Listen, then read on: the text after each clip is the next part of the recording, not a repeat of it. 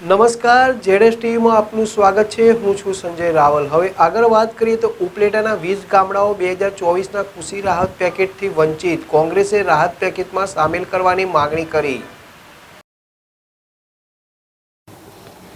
2024માં અતિવૃષ્ટિના કારણે કૃષિ રહિત પેકેજ કપાસના પાક માટેની જાહેરાત રાજ્ય સરકાર દ્વારા કરવામાં આવેલ હતી।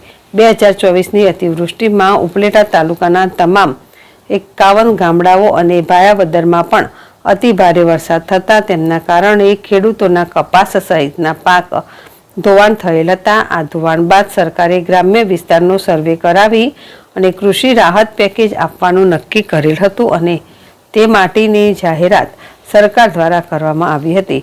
આમ ઉપલેટા તાલુકાના કુલ 51 ગામોમાં વધુ પડતા વરસાદને લઈ જે જમીન અને પાકનું ધોવાણ થયું હોવા છતાં ઉપલેટા અને ભાયાવદર મળીને જે ગામડાઓ કૃષિ રાહત પેકેજ માટે નક્કી થયા છે તેમાંથી ઉપલેટા તાલુકાના 20 ગામડાઓને બાકાત કરવામાં આવેલ છે।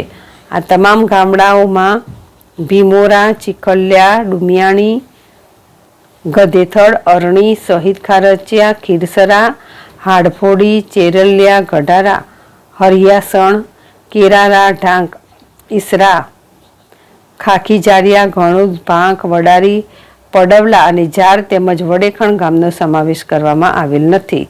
ઉપલેટા તાલુકાના તમામ ગામોમાં અતિવૃષ્ટિના કારણે નુકસાની ગયેલ હોવા છતાં સરકારે ઇરાદાપૂર્વક કૃષિ રાહત પેકેજ ન આપી આ ગામડાઓના ખેડૂતોને અન્યાય કરેલ છે, જેને ધ્યાને લઈ આજે રોજ ઉપલેટા શહેર અને તાલુકા કોંગ્રેસે પૂર્વ જિલ્લા પ્રમુખ લલિતભાઈ વસોયા, શહેર અને તાલુકા પ્રમુખ લખમણભાઈ ભોપારા, લાખાભાઈ ડાંગર સહિત તમામ આગેવાનો સાથે એક મિટિંગ યોજી ખેડૂતોના પ્રશ્ન મુદ્દે ચર્ચા કરી ઉપલેટા મામલતદારને આવેદનપત્ર આપી આ 20 ગામડાઓને કૃષિ રાહત પેકેજમાં સમાવેશ કરવા સરકાર સમક્ષ માંગણી કરી હતી।